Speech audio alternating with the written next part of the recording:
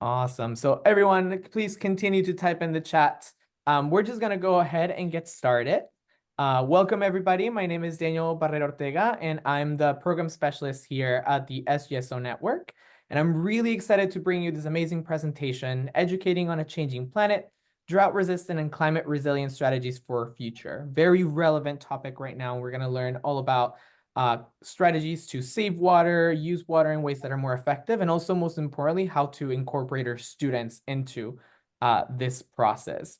If this is the first time that you've ever interacted with the SGSO Network, welcome. A little bit about us. The SGSO Network is a peer-to-peer open learning community for school garden professionals, and we provide free leadership and professional development resources for any folks that are doing programming at the local, regional, or even national level. So we hope that you continue to engage with us. And I'm just going to share some quick announcements about the network before we jump into our presentation of today. So next slide, please. Some housekeeping things. A recording of the presentation will be shared via email in our recording library on our website. So everybody that signed up, you will receive a follow-up email in your inbox with the recording as well as the resource handout, which I will drop in a few moments in the chat. As I mentioned, this presentation has a resource handout associated with it, curated by our amazing Ashley, as well as some SGSO Network resources. And if you also have resources you would like to share, do drop them in the chat as the presentation goes on, because we will also add those into the resource handout, an updated version once the recording is out as well. So this is a 75-minute presentation, about 1 hour of content and 15 minutes of Q&A. So if you have any questions, you're able to drop them in the Q&A function in the chat, and that way I can see them and we can have Ashley answer them at the end of the presentation. And I will share this link closer to the end, but please share your feedback at the end of this presentation. This is really helpful for us to know how the topic is doing, what you like about our webinars, as well as for our amazing presenters to see the impact they're having and what people are taking away from their presentation. So please be on the lookout for that link soon. Next slide, please. Always a reminder, the SGSO Network hosts a myriad of peer learning communities. These are circles of school garden folks that get together based on region, on role, organization type, and they talk shop, share resources, best practices with each other at a cadence that they decide. Some examples that might be relevant if this is a topic that you're interested in. We have a peer learning community of master gardeners supporting school gardens, garden educators in elementary schools, and middle and high school garden programs. We also have even more peer learning communities and affinity groups as well. So if you scan the link, the QR code that is right here, or go to the School Garden Support, this link right here, School Garden Support, you are able to browse our full list of peer learning communities as well. And I will share the link to our page in just a few moments as well. And if you would like to start a PLC, just send an email at info@sgsonetwork.org, and we can get started on creating new peer learning communities. Next slide, please. Just a reminder, this might be a reminder, but also an encouragement for folks that maybe haven't put together an application. The SGSO Leadership Institute applications close today. If you're the SGSO Leadership Institute is a week-long retreat in Santa Cruz, California, from June 22nd through the 27th, and it's hosted by LifeLab and Whole Kids in partnership with the SGSO Network. So this is a whole week of where school gardens organization folks, leaders get together for some leadership development as well as some peer-to-peer learning sessions. So it is not too late to start an application. It is and for folks that are trying to finish theirs, please get it in on time because they are due today. You love to read more. I am dropping the link in the chat right now. Awesome. And next slide, please. We also have our winter open house coming up. So this is SGSO Network Open House, February 27th, 11 a.m. Pacific, 2 p.m. Eastern. And this is a space where you get really great for folks that are just now joining the network, or if you would like to learn how best to start plugging in, get more involved. some things that you can expect from our open house is an introduction to the network and the happenings and where we're at right now. And then we are going to have an input session for a really exciting project. We are starting a project where we're going to be able to map school gardens from across the country, from the United States, as well as organizations that are supporting school gardens. And this is with the purpose of creating a visual map, a tool that we can use for advocacy purposes, as well as a gap analysis to see what places are not receiving programming yet and how we can get those places access to programming. And finally, there will also be time for you to network and get to know other folks in the school garden movement. And we will also have these spaces separated by role type or organization type as well, or region. More on if you would like to register for this, you can find the link in the chat as well. Awesome. Next slide, please. We will also be hosting a school gardener gathering. This is a dinner where folks are going to be able to get together and network in person, and it will happen at the Green Schools Conference in Orlando, Florida. So you can expect this to happen on Tuesday, March 4th from 7 p.m. to 9 p.m. And this is open to school gardeners that are attending the conference, as well as anyone in the Orlando area that would like to join us. If you would like to register, please follow the link in the chat. We do ask for there is a $15 fee, and we ask that you please RSVP on by February 26th. I need to update this to say 15, but it's a $15 ticket for dinner, which would include drinks, mocktails, appetizers, and an entree as well. And next slide, please. And this is part of our this webinar is part of our Growing School Garden Summit. Back in March, Sprouts Foundation, Healthy Communities Foundation hosted the Growing School Garden Summit and in partnership with LifeLab and the SGSO Network. And these are all presentations, whether you missed one or you would like to review it again. These were some really amazing presenters we identified. If you look at the link in the chat, you can find upcoming webinars, and we'll talk more about this at the end of the presentation, as well as the recordings for all of the ones we've had so far. That is enough from me. I'm really excited to pass it on to Ashley, our presenter of today. So please take it away, Ashley. All right. Can you hear me okay? Yeah. All right. So as Daniel said, this was part of the SGSO Summit in March in San Diego. And so now it's part of this webinar series. And I'm just excited and super grateful to be able to share with all of you today and to start the conversation about this important thing to think about as we are in this journey of educating kids about gardening and growing food and being part of an ever-evolving planet. So this is me. My name is Ashley Fine, and I'm a mom, a teacher, an artist, a gardener, and I work at Skyview School, which is a K-8 elementary school, middle school in Prescott, Arizona. And our school sits on the ancestral homelands of the Yavapai Prescott tribe. And we're very grateful to our tribal community for a lot of relationships and collaboration we've been able to do with them. And I'm really so grateful to have the job that I have. I was a classroom teacher for many years, and now I am a full-time school garden coordinator. So I get to work with all the kids through the whole school doing science and social studies, mostly using our school gardens and our multiple learning spaces that are outdoors. So today, these are our objectives. The first thing we're going to do is we're going to take a dive into what are some of the critical challenges that are being caused by climate changes, particularly where I live, climate warming that we're experiencing. And it's led to some exceptional drought conditions. So a lot of this presentation is really going to be centered around water and drought. But as we know, there's a very strong link between the droughts we're experiencing and the changes we're seeing in our climate overall. I'm going to try to make the argument that as garden-based educators, we really all need to be talking about water conservation or the water issues that are relevant to where we live. And we're going to talk a lot about some drought resilient gardening strategies. I'm going to show a lot of photos. I'm going to show some video, and you'll get to see the things that we do at our school to be water conscious. And then I'm just going to be talking about ways that I've included my students and engaged them in the learning about our water resources and how important they are.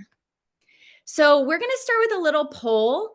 And this is not to be judgy in any way at all, but just as to kind of gathering information and seeing where folks are at and how much they're thinking about this. So the question or the prompt is, on a scale from 1 to 5, how much do you emphasize water conservation in your school garden lessons or program?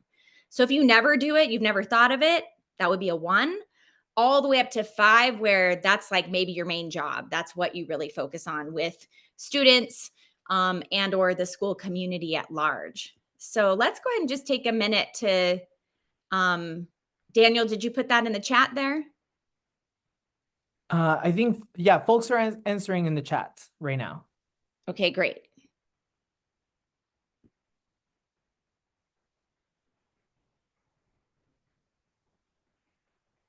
All right.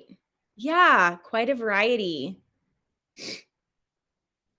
So I'll be transparent in that my hope and my objective is that as we move through this and as you start to think more about this topic, that some of you who maybe put in a 1 or 2, that maybe you start to consider that as something you really want to start to bring into your lessons and your education and to learn right alongside your students.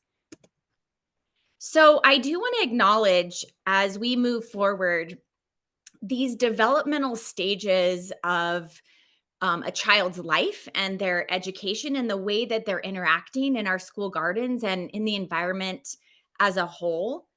And this was something I did with Daniel, actually, the Life Lab certification course. And I loved it. It was an incredible course. I highly recommend it to anybody who's working with students in school gardens.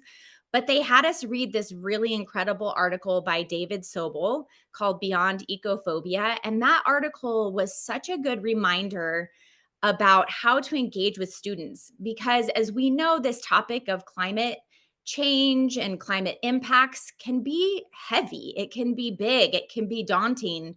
And while we definitely want our students to be engaging with the topic, I think it's important to keep in mind when it's appropriate to focus on those things. So, for example, with my youngest students, our main goal, our main objective when we get kids out in the garden is to let them have really rich, meaningful, beautiful, exciting experiences interacting with nature and the life that's in the garden. And then as they get a little older, introducing incredible scientific phenomenon and things that they can learn from observing the natural world. And then as they start to get a little bit older, is when you can start to infuse some of those more challenging topics of environmental degradation, environmental challenges, because the idea is it's really hard to ask kids to save something that they don't love. So, as garden educators, we have the responsibility to help kids learn to love the environment and love life. And then later on, to talk about the challenges that we face and how we all have a responsibility to engage. So I just think that's important to keep in mind. I think I didn't always espouse to that. And I think I introduced challenges at too early of an age sometimes in my past as a teacher. So I get to work with middle school students every day for almost an hour, and I get different groups of kids who rotate through. And I love it. I love middle schoolers. They are so fun and tricky, but I love working with them. And they really enjoy the work that we do in the garden. And so this is just a group of students, one small group that I've worked with in the past. And what I did was I worked with this middle school class to do a year-long project. This was in the 2022-23 school year, but I continue to work with middle schoolers to this day. But the project I'm going to be highlighting was something I did a couple years ago, and my plan is to repeat it in the next coming year. So what I did was worked with the students through this geo inquiry process, which is really helping students to understand the why of where. So looking at their local conditions, looking at what's happening, what are the challenges and or triumphs in their local region, and how does that relate to where they are on the globe and the geography, the climate, and all of those things. And so we spent a whole year um, w- investigating this driving question, which was how do drought and water shortages impact various groups of people in the southwestern United States? So we read a bunch of articles, we looked at maps, we watched videos, we had guest presenters, and we just gathered lots and lots of information from a lot of different sources. And ultimately, what we did, and you'll see bits of this as I'm presenting today, we made about a 18-minute documentary that shared what the students had learned. So, one piece of our inquiry was getting to know our water address. And so, where I live in Arizona, I'm at about mile high elevation in Prescott. And all throughout Arizona, though, we have both low and high elevation deserts. We've been in some pretty long term drought conditions. When I first created this presentation, we were really reflecting and coming out of that 2022 year where we were experiencing the worst drought we had in over 1,200 years.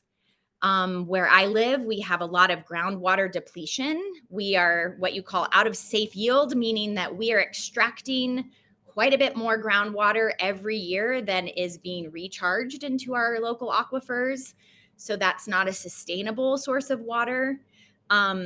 This year, 2025, I was just hearing this is the driest start to winter in 120 years. We've had a massive decline in snowpack.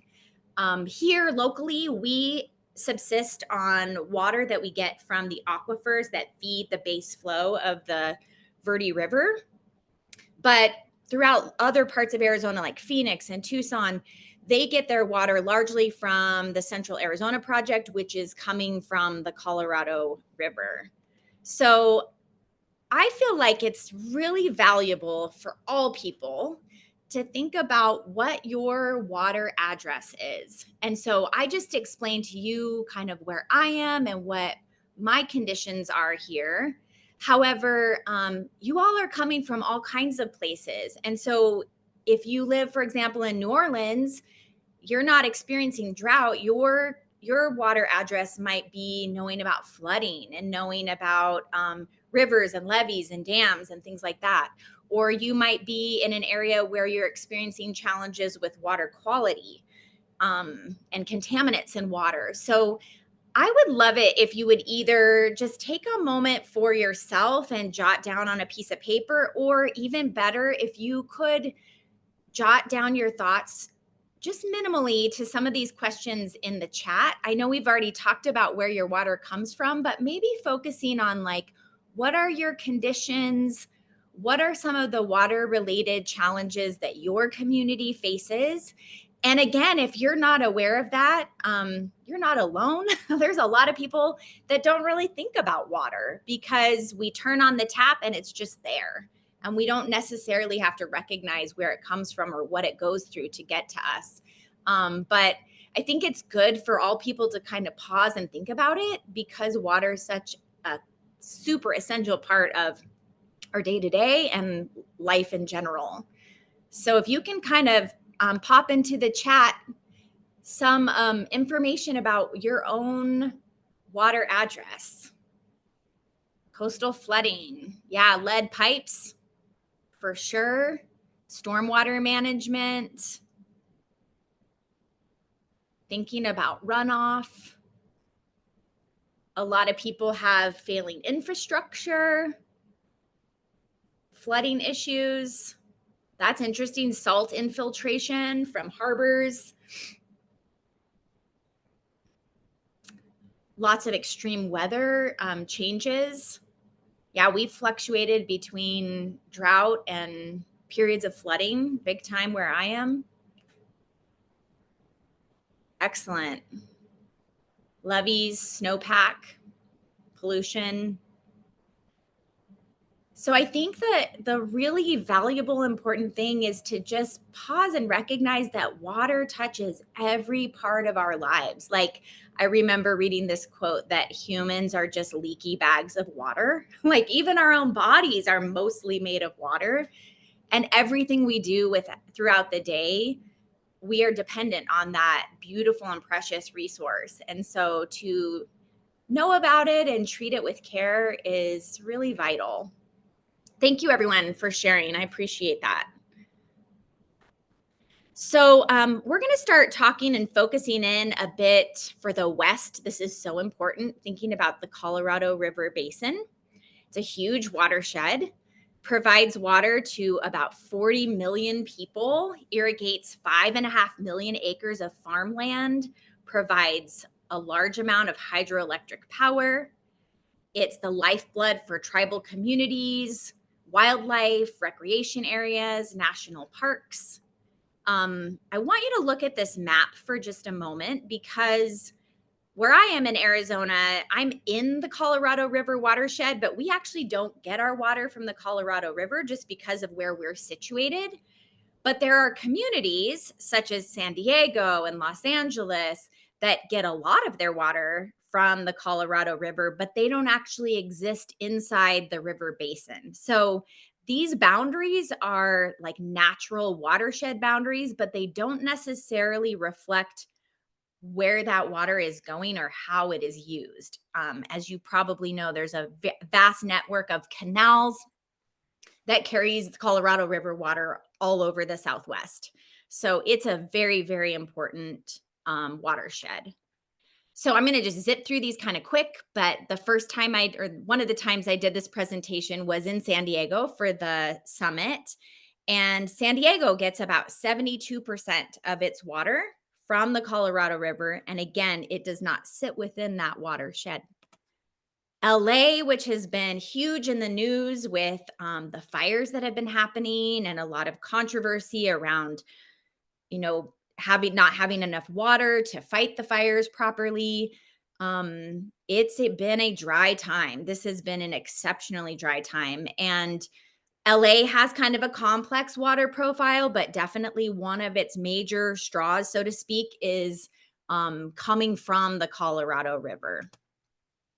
So when we started this project, my students and I, this was the profile. So this is a map showing how moist or how much moisture was stored in the soil.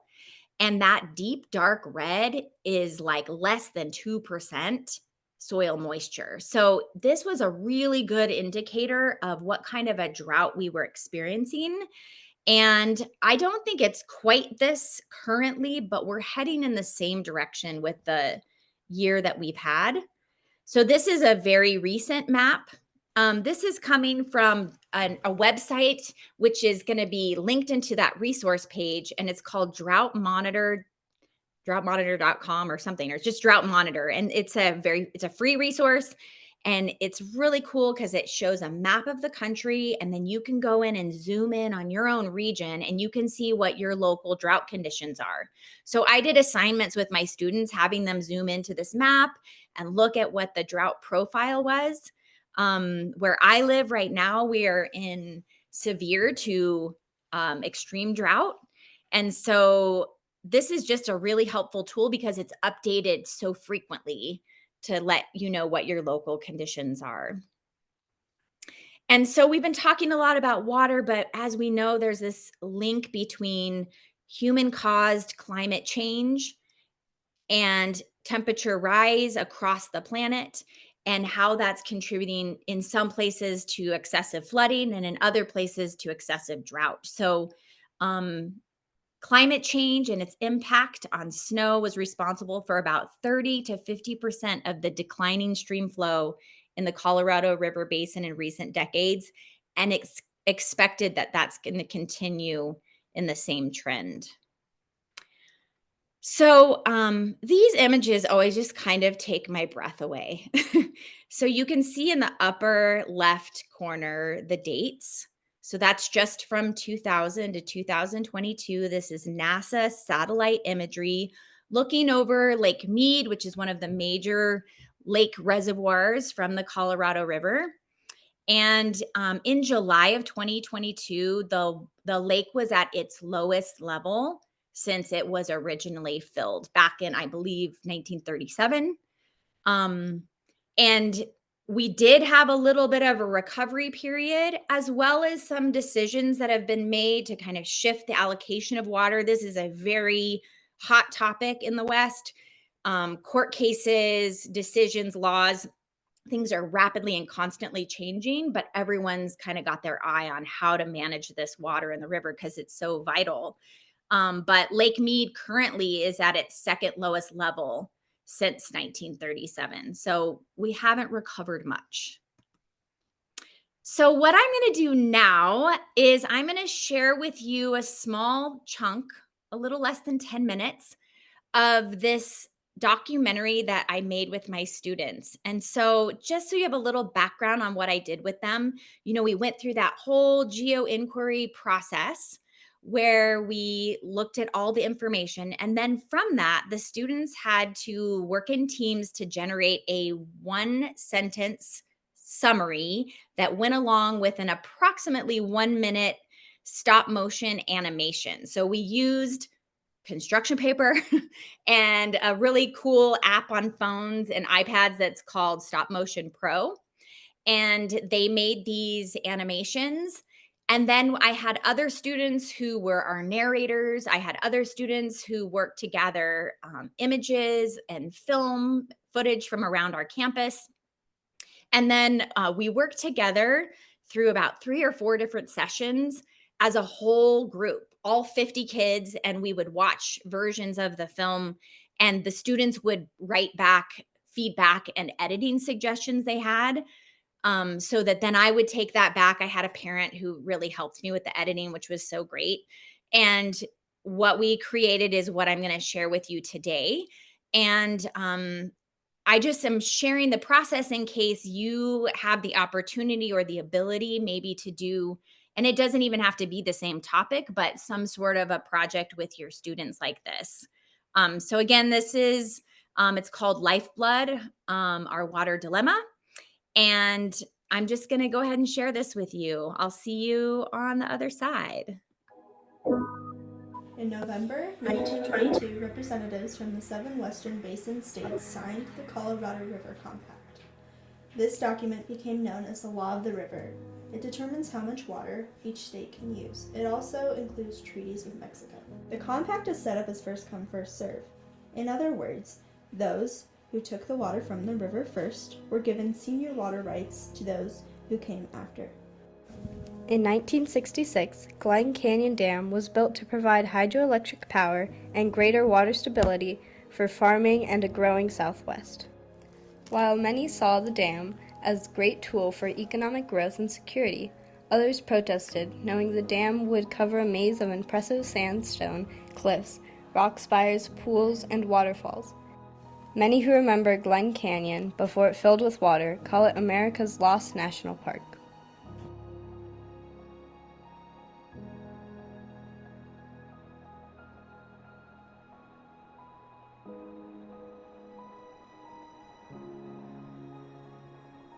The Colorado River and its tributaries provide water to nearly 40 million people.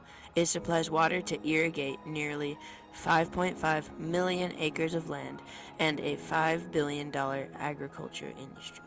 It is the lifeblood for at least 29 indigenous tribes, 7 national wildlife refuges, 4 national recreation areas, and 11 national parks. Hydropower facilities along the Colorado River provide electricity, helping to meet the energy needs of the West and offset the use of fossil fuels. The watershed is under tremendous pressure, not only from the demands of increasing food production and growing cities, but also from extreme weather. This combination affects current and future farming in the West.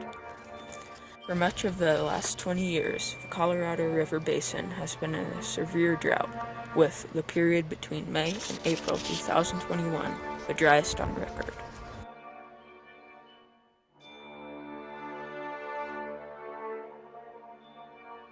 With extended drought and warming temperatures, the river is overcommitted by about 1.2 million acre-feet of water each year. That is about 4 cities the size of Phoenix covered in a foot of water. I think people should know that the two largest reservoirs in our country, Lake Mead and Lake Powell, are at their lowest points recorded.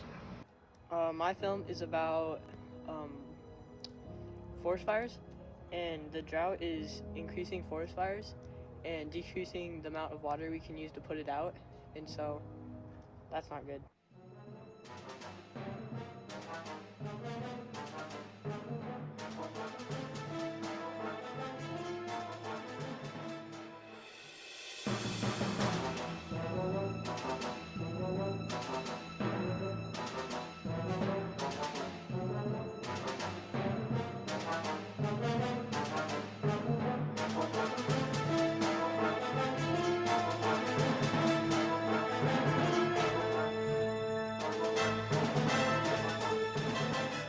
While low-intensity fires can be good for plants and wildlife, high-intensity burns caused by warmer temperatures and periods of drought can be harmful to plant and animal communities. Severe wildfires can be extremely costly to fight and can harm the land by leading to soil erosion, mudslides, and sediment and rivers. So the lakes have kind of been like drying up, so I made my film about how Lake Mead has been drying up and how they found dead bodies and trash.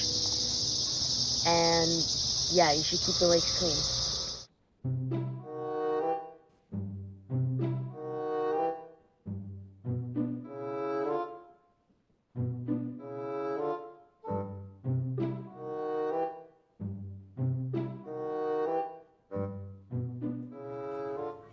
Many indigenous cultures celebrate water. Some say it is life, that all living things are dependent on it.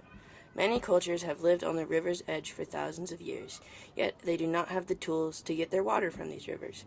Instead of using these rivers, their only water source is a pump that is miles away.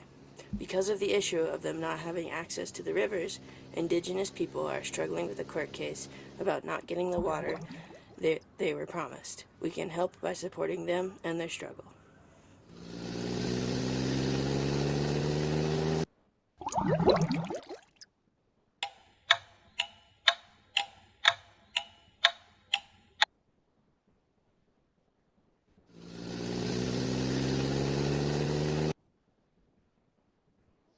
I used to live in Utah near Lake Powell, and almost every week me and my family used to go to Lake Powell. But now every summer it was like really high water levels, and the water levels just dropped like crazy. And then me and my little brother weren't able to go in because it was like I didn't know how to swim, so it was like an 8-foot drop where it was. It makes me feel a bit sad because that's like the main thing we went to Utah for, and now it's just super low.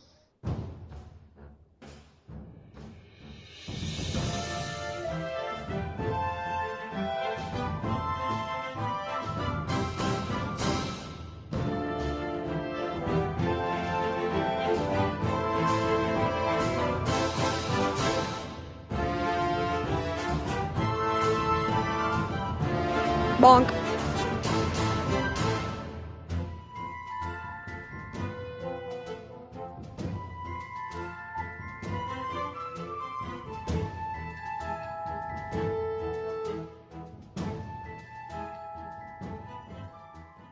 Agriculture uses approximately 80% of the Colorado River's water. It is used to irrigate 50% of the nation's farmland and produces 90% of the country's winter vegetable supply. Wheat, corn, berries, and fresh vegetables are likely to be impacted by water rationing. Water-thirsty crops such as alfalfa, and hay, which are used by farmers to feed cattle, have already been impacted. Recent study found that the largest use for river water in the western U.S. is irrigation for cattle feed crops. Farmers who depend on this water for their livestock and livelihood are sure to face tough restrictions and are having to rethink their farming practices. Farmers use water for various things, including drinking, showering, washing machinery, and especially watering crops. Lots of these crops don't even directly feed humans, especially the crop alfalfa.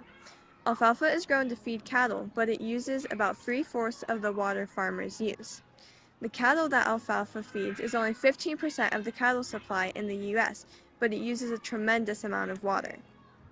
However, the solution isn't as simple as to not growing alfalfa anymore. We need to feed the cattle for dairy and eat cattle in the future. Additionally, other countries, including Saudi Arabia, rely on us to grow and ship alfalfa to them so they can feed their cattle. What I've learned about water is that farmers are actually being asked to stop farming because of the water shortage right now, and the government is actually paying the farmers not to farm. It is sad, but it's because of the water shortage that they've had to do that. Farmers get paid not to farm.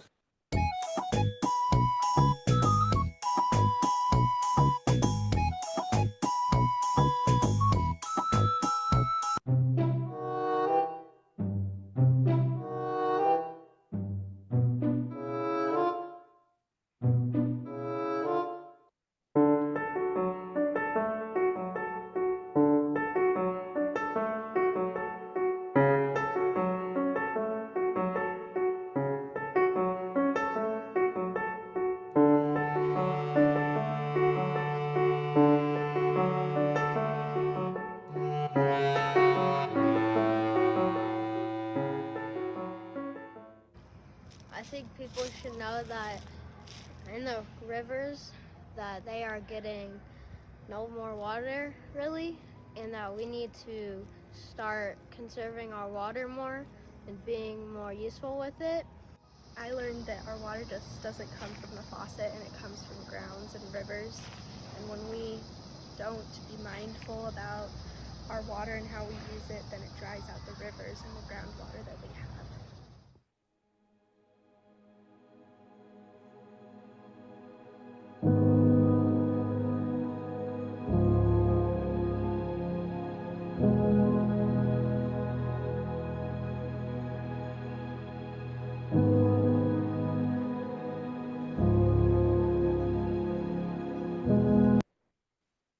Right. So, obviously you can tell that, In November, sorry, let me advance to the next slide. It was a lot of work to create that film. I'm going to show you a little bit more of it later, but you can see the complexity of the issue, and you can also see a middle schooler's mind trying to grapple with the complexity of the issues. Things like really complicated court cases around like Navajo water rights settlements and things like that.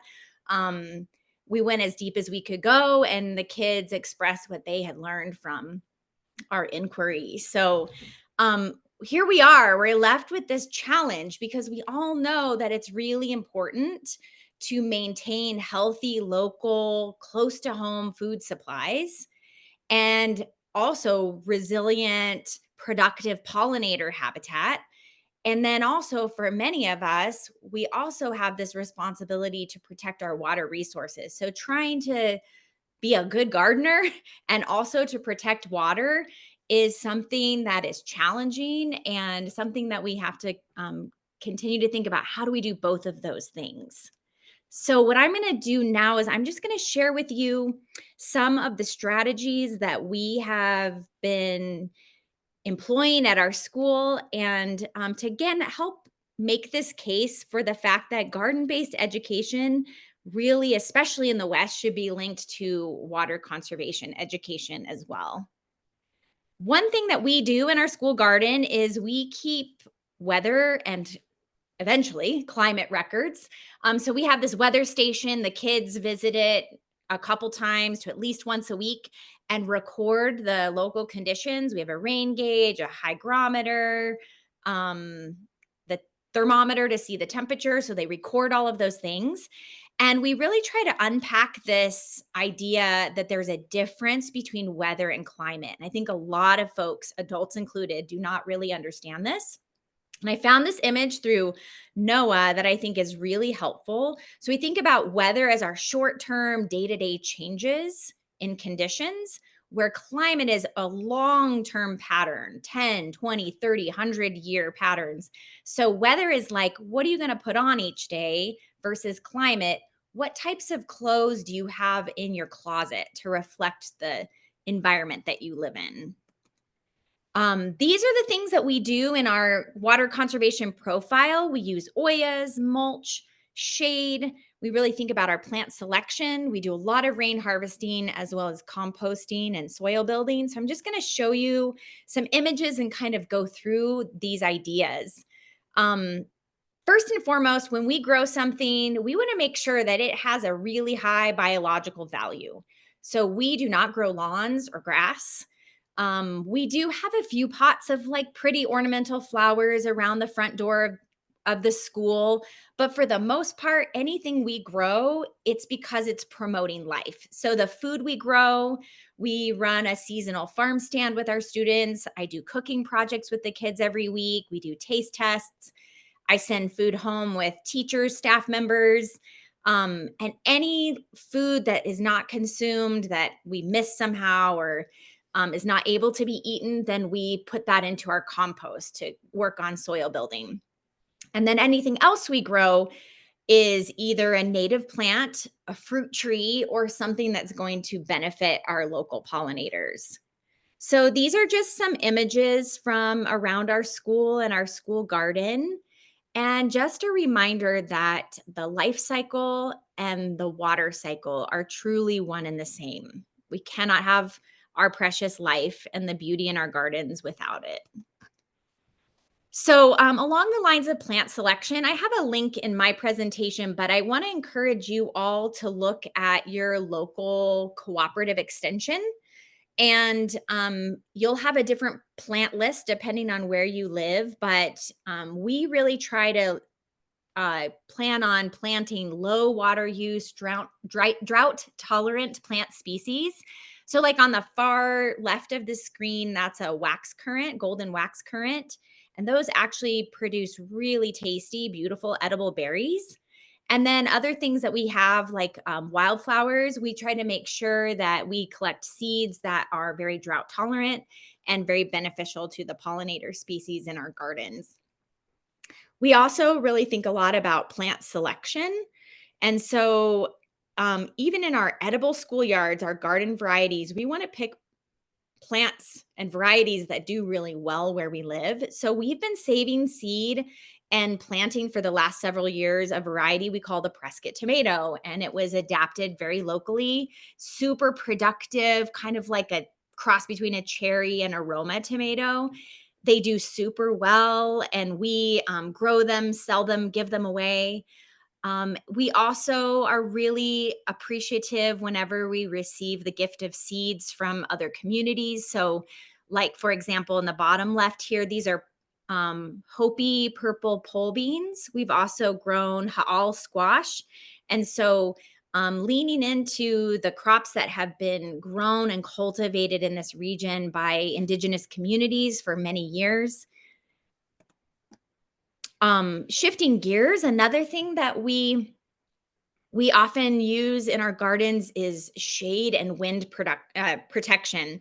So if you're familiar with Agribon, which is like a frost cloth, I like to use that even in the summertime to provide some protection for our plants. So these are raised beds in our garden. You can see there's some hoop house infrastructure. So in the winter, we can cover these with thick plastic and extend our growing season. And in the summer, I just put or the kids help me, we put Agribon over the top and make sure there's a lot of ventilation. So we never like cover it because it gets too warm. But that just provides a bit of protection, especially as our seedlings are first coming up, and prevents the soil from drying out and too much evapotranspiration. Another thing we really like to talk about is growing plants together as companions. So a lot of you might be familiar with like the Three Sisters model, but we do that with all kinds of things. So for example, we have fruit trees in our food forest. Those provide shade for an understory. We have berries. We have tepary beans that we grow. Even in our garden beds, I always say we garden like wild animals because we really don't put anything in like a neat, perfect, tidy row. We kind of just plant everything together, and it gets really wild and crazy, and harvesting is a lot of fun.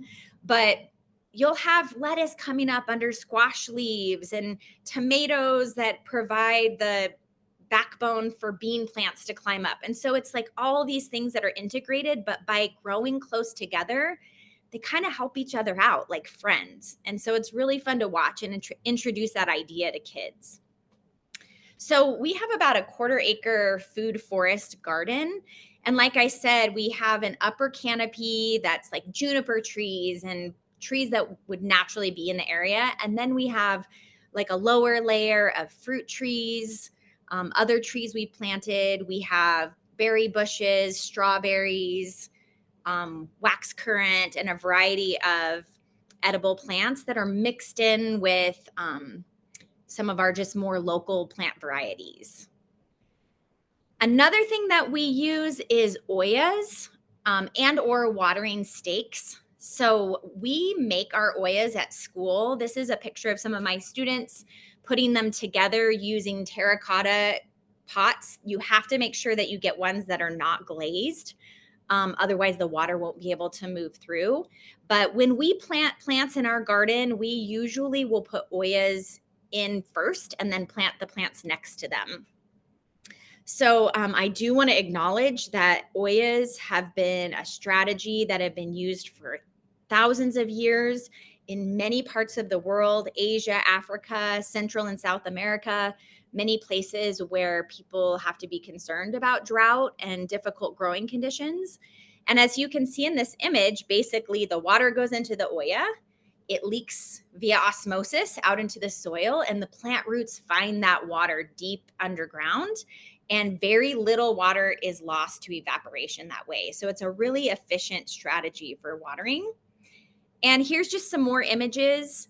The thing that I usually do, though, that's different from the way this is set up is that we usually put the ollas in first, and then we plant around them. So depending on what it is, 1 to a couple of plants could be grown around an olla. But if you put the olla in first, then you're not disturbing the roots of the plants that are nearby. And you can see in this last image on the bottom right here, again, how the plant roots, they truly do seek out, they're hydrophilic. And so they seek out and find that water in the soil. And I put this book here, Gardening with Less Water. It's a really simple book and it's amazing. And it's full of all kinds of strategies. And so I leaned into this book to kind of learn how to work with the ollas and utilize them in our garden space. So this is an actual olla that we pulled out of the ground at the end of the growing season. And as you can see, the plant roots are just stuck all over it because the roots of the plants are looking for that water, especially in the heat of the summer. And they're finding that water by moving towards those ollas. In terms of troubleshooting, I will be honest, it can be a lot of work filling these ollas, especially if you're filling them one by one with a hose or a watering can. It's very time consuming. And so I started to look for things people were doing to make it more efficient. So as you can see, some people hook up their regular drip irrigation lines to their ollas. Some people will connect them using PVC pipe, and you could even connect a rain tank to those ollas so that it's filling up the ollas and keeping kind of a continual water supply going to your plant roots. So I was really interested in doing this, and I brought the challenge to the students and basically said, here's our problem. We have all these ollas. It takes too long. Let's figure out how to connect them. And I was like, okay, you guys do it. So I gave them the materials to make the ollas first. I gave them PVC pipe, pipe cutters, fittings, fixtures, and they had to come up with a plan so that they wouldn't waste materials. And once I was like, okay, this looks like it could work, give it a try. And they worked together collaboratively to build this connected watering system. And we've now used it in our school garden for a couple of seasons. And it saves so much time because you can just put water in one end and then it fills each olla as it goes. So that's been a really helpful tool that we've evolved to use. Another thing we use is watering stakes. Sometimes the ollas can take up a lot of real estate. Like they take up a lot of underground space in your garden and above ground too, if you're planting densely. So using these watering stakes, they make different sizes. So you could put smaller ones in your garden beds and bigger ones next to your trees. And again, you can see in this picture that the water is just going down deep in the ground, much deeper than it would if you were just top watering and the water had to seep through the top layers of the soil. And I've seen a really, really big difference in the health and growth actually of our trees around campus since we added in, I think we have like 2-foot long watering stakes around all of our trees on campus. Building soil is such an important part of both water conservation as well as carbon capture and climate resilience. And it does take water to compost. And I think a lot of people forget that. Like one of the most important ingredients, besides the inputs of food, is oxygen and water. So bringing water into the composting process is essential. We usually use captured rainwater to do this, but we work with our local community compost organization. They often come out and will help our students learn more about composting. We'll build hot piles, which is kind of when you put a whole bunch of food scraps and plant inputs in all at one time. And the temperatures when you do that can go really high. Like our compost will get up to 160, 170 degrees within 2 days when we're composting that way. We have a vermicompost bin, which does not get hot. Otherwise, the worms would die. We have kind of a cold compost area where we just kind of throw scraps and hold them until we can put them in the hot compost. So we do a wide variety of composting techniques and strategies. And all while we're doing that, we're really trying to make this connection that composting is carbon capture. It's taking carbon that would otherwise be in the atmosphere or being released into the atmosphere, bringing it back into the soil where it really is, where it really belongs. So when you build that soil too, then you're also increasing the soil moisture capacity. So your soils are spongier and they're going to hold on to that water when you water your garden a lot better. And so what we'll do is we'll actually sift all that compost and the really soft, small stuff that falls through the screens. We'll use that in our garden beds. And then there's always some chunks of like woody material and things behind that are left behind. And so we use that to put over, especially where we have like our native plants and our flowers growing, because that really protects the topsoil. It helps hold moisture down in the soil. It can help prevent weeds, keeps the soil cooler. So using mulch is a really vital part of our water conservation and gardening profile. We use different kinds of mulch. So we use wood chips and leaves a lot on the spaces where we're growing more like woody perennial plants.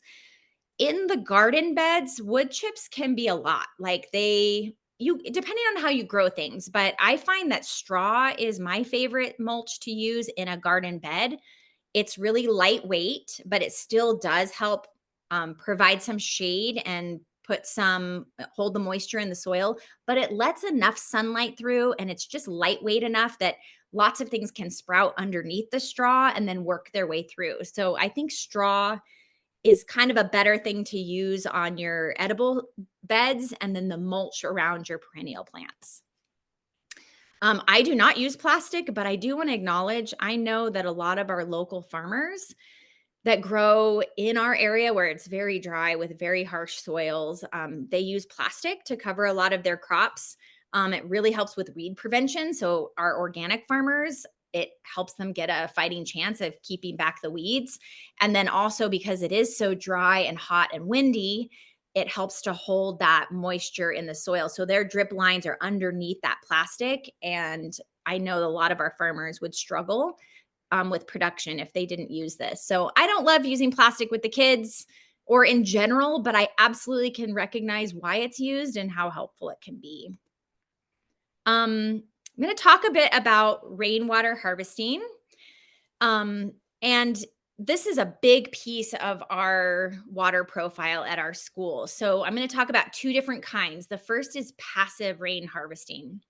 And that's when you design your landscape so you have these basins, these low areas, so that as water falls on the land through a storm event, it can slow down, spread out, stay a while, and ultimately sink in to benefit the plants in your garden and actually your local groundwater in general.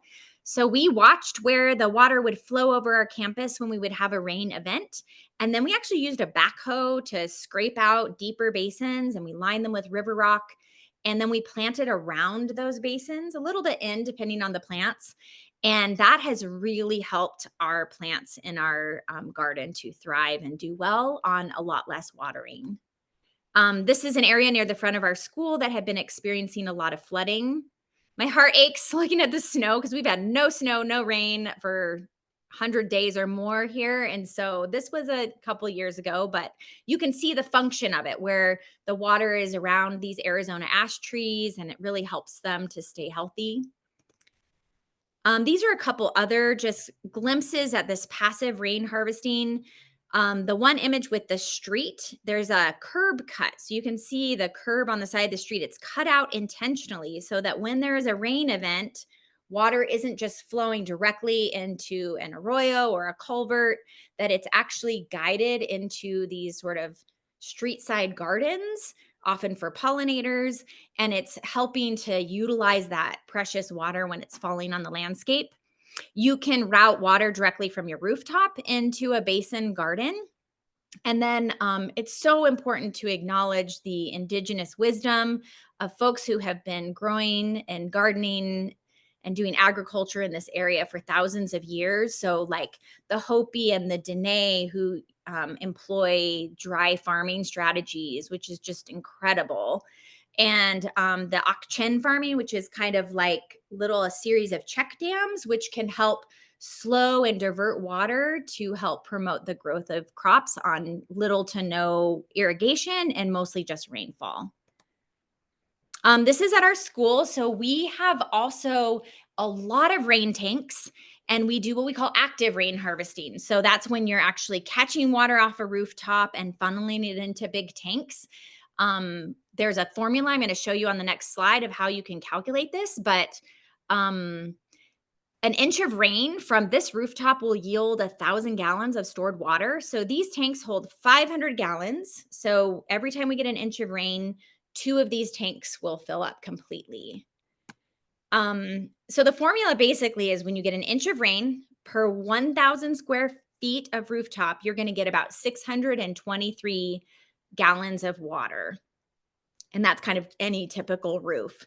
So what we do at school is we keep track of our precipitation and we record that. And then that allows us to know partially how much water we've been able to collect.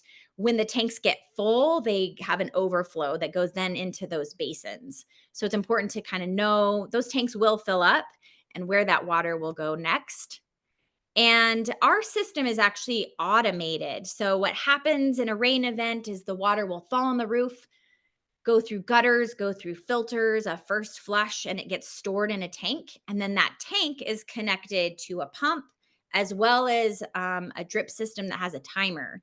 So the timer can go off really early in the morning, like 5 a.m. So we water at that really prime time of the day where we're not going to just have a lot of it lost to evaporation. And it's through a drip irrigation system right at the base of the plants that are mostly in our habitat garden. So that is where we use our garden, our stored rainwater. We use it on our perennial plants mostly. It's important that you know if you're using rainwater, if you have not treated it so that it's to drinkable standards, that you shouldn't be spraying it or watering it directly onto edible plants. I do use it in the ollas that are next to like our tomatoes and things, because that is going straight into the olla. It's being filtered through the clay pot underground, going to the roots, and that's not the part of the plant that the kids would ever eat. So we will use the rainwater there, but we never put it on the rest of our edible schoolyard just because of food safety. So we have at our school 5,950 gallons of storage capacity and a variety of different kinds of tanks, different sizes, colors, shapes. And with an average rainfall, we can guess that we've saved anywhere between 12,000 and 18,000 gallons of water a year, because the tanks will empty, but then they fill back up again every time it rains. So it is kind of renewable in that sense.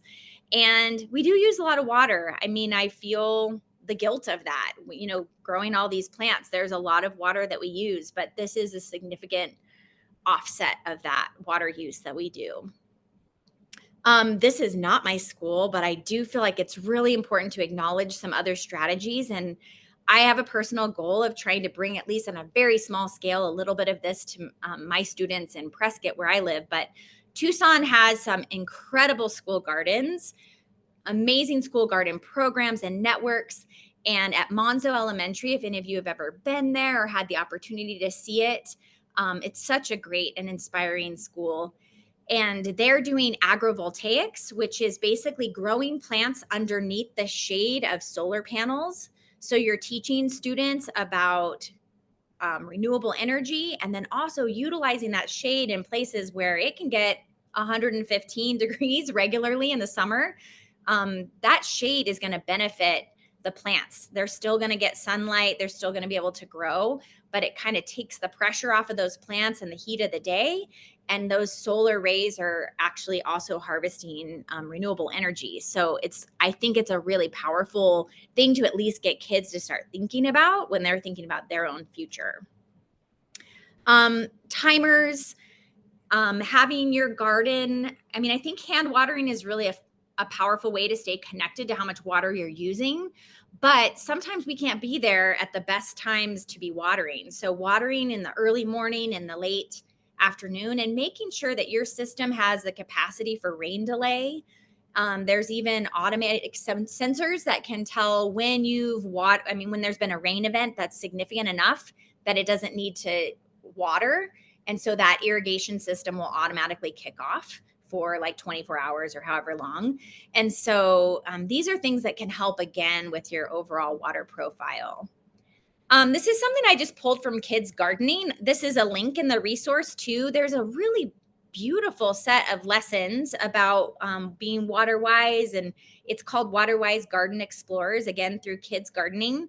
And these are just some tips about making sure when you water, you're not watering leaves, you're watering roots right at the soil, watering deeply, watering slowly. Plants love the consistency of regular watering, which is another reason those timers can be helpful. So this is just a little list of reminders of things to consider. But if you want to look at that curriculum, a link to that will be in the resources. And we're just a tiny bit over time, but I just want to show maybe 2 or 3 minutes of the end of this film, because it kind of goes through as a summary of some of the water saving strategies. And so I'm just going to go ahead and show this, but we're just about to wrap it up for questions. Sorry, let me go back. Sorry, hold on. Let me try that again. Here at Skyview, we are big on water conservation. We have 3 main strategies that you can try too. One way we conserve water at Skyview is by rain harvesting. On campus, we have 11 rain tanks with approximately 5,500 gallons of water storage. We collect rainwater from the roof and keep it in big tanks. This water is used to water plants growing in the garden. This is called active rain harvesting. We also practice passive harvesting, which is when storm water is directed into basins where the water slows down, spreads out, and sinks into the soil. This benefits plants in the garden and increases soil moisture. At Skyview, we have recently found a new technique that helps us water our plants slowly and effectively. Ollas are a watering system that is made up of 2 clay pots glued together that are buried into the ground. Using ollas help prevent runoff and evaporation. Our final method of saving water here at Skyview is mulch. Mulch is a very helpful way to make sure the ground doesn't dry out so quickly. Mulch can come in many forms. It can be straw, wood chips, plastic, and even hay. Mulch covers the ground above all the plants and protects it from the sun and locks in moisture so you don't have to water it as much, which can reduce the amount of water we use. We made this film to teach people that when they use a lot of water, it affects not only people, but also the plants and the animals.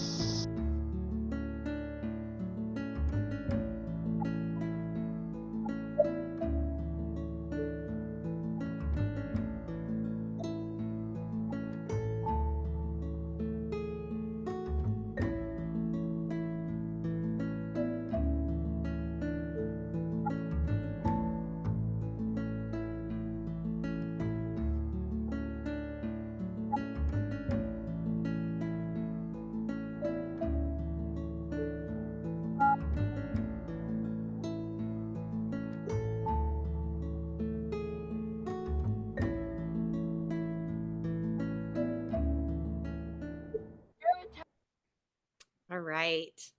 Thank you so much for letting me share that with all of you. So, as a way of kind of wrapping it up and thinking about how this applies to you, which is most important, and what you kind of took from this, and maybe if there's something that seems like reasonable, approachable, something that you could imagine you doing in your own setting. I like to think of it like runoff, the water running off, and what does it carry with it? And so, what are you going to carry with you back to your own school garden setting or your own personal life? And again, if you want to just write it down for yourself, I think writing things down is such a powerful way of not only retaining, but also setting this sort of subtle goal inside of yourself.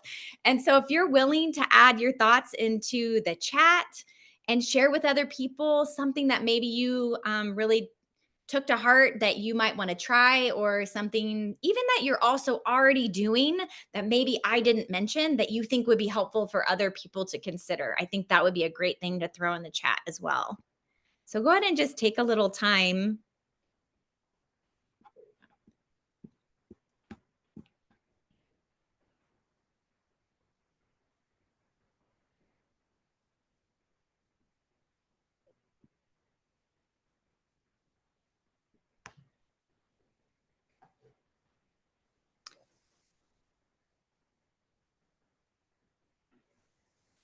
Yeah, the ollas and the watering stakes, really useful.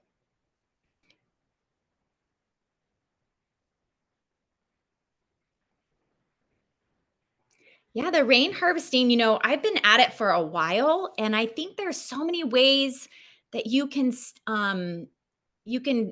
tap into that. Like, even honestly having a small 50-gallon tank somewhere on campus so kids can see, like, oh, it rains at school and we can catch that water and we can use it, and we don't have to take water from our city water supply or from the tap. Even if you're not doing it to a large scale, I think that message that it sends for kids to think, oh, I can garden that way, I can capture the water right where I am, I think is really powerful.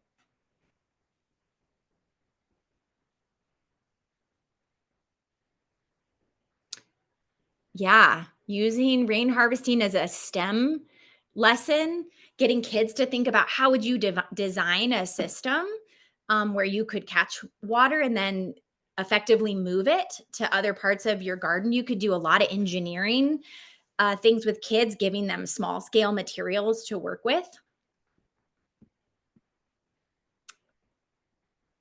Yeah, a lot of love for the ollas. They are really great. And like, I'll go to and find the cheapest terracotta pots that I can. And then we just use like a caulking gun and waterproof adhesive and connect the two together and put like a covering over one end, the little hole, the drainage hole, and then leave the other one open. And then something I love to do with the kids is take rocks or flagstone and have them actually paint and we make covers over the ollas. So like dirt doesn't fall in and insects don't get in there as much. And then it prevents even more evaporation. And then it's these beautiful little stones that are kind of hidden throughout your garden. So that's a nice way of covering them. Great. Thank you so much, everyone, for sharing. So just to end, I just want to say thank you. We have someone who helps with the landscaping at our school, my dear friend Cisco, and he really helped me a lot with installing the irrigation system. He helps me maintain it from time to time. We have a lot of great volunteers. We have amazing community support. Because of the scale of water conservation we're doing, we've been able to get some grants through like local organizations that have grants for environment and sustainability. So that's made a big difference. And just thank you so much. Thanks for taking the time, and thank you for being willing to listen and learn and let me share a little bit about something that I'm passionate about. If you want to continue the conversation, or you have questions, or there's something that I didn't maybe address that you would want to chat about, I have my email there, afine@skyview.k12.az.us. It is a ridiculously long email, but you can feel free to reach out to me. I'd be happy to continue the conversation with you. So thanks so much. Please join me in giving Ashley a round of applause for all this amazing presentation. We are running a little bit, we might run just a couple minutes over, but if your question doesn't get answered, drop it in the chat and we will send a follow-up email with any questions that we don't get to answer today. So to get started with our Q&A, somebody asked, where did you go to access the NASA satellite images?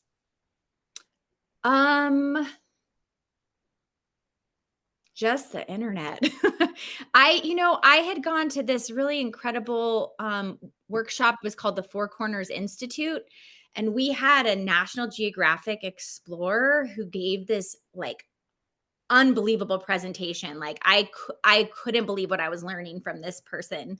And he showed a lot of those satellite images, and it really was powerful to me to watch that and see that. So I just went hunting. So if you just look up Lake Mead, NASA satellite images, they'll come up. You'll find them. Awesome, thank you. There's another question around, and I think you talked about this a little bit, but how controlling insects with ollas. If you leave ollas open, they'll collect little critters, especially mosquitoes. So how do you mitigate this when you use ollas? Yeah, I've had less trouble with mosquitoes and more with cockroaches, but mosquitoes could be if they're not draining quickly. So we just use, there's a lot of things you could do. You could even get like a rubber stopper, but you'd have to pull that out every time. But what we usually do is put a plate or a rock or a little piece of flagstone over the opening of the olla. And that just really helps to prevent things from getting in there. Mosquitoes are tricky. I mean, they can kind of wiggle into a very small space. So if mosquitoes are an issue for you, you may not need ollas as much. This is probably, you might be in a really wet place, but that's not totally true. I have mosquitoes too, but they're a little harder, but I haven't really had that challenge. More cockroaches like to kind of get in there. So keeping them covered for many reasons is a good idea.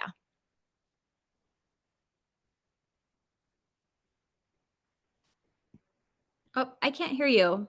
You're muted. Just one more question. There is someone in the chat that asked that they already use a lot of plastic in their garden. And so their irrigation already is through PVC pipes. So adding more plastic is kind of giving them some moral issues. And at the very least, they need to get a rain barrel for a few beds that don't have access to irrigation. And they were considering wine barrels. Oh. Do you have any experience with this or any plastic? I haven't, but I've seen that. I've definitely seen wine barrel containers, and I hear you. I think we have an over reliance on plastics. That's part of the problem, right?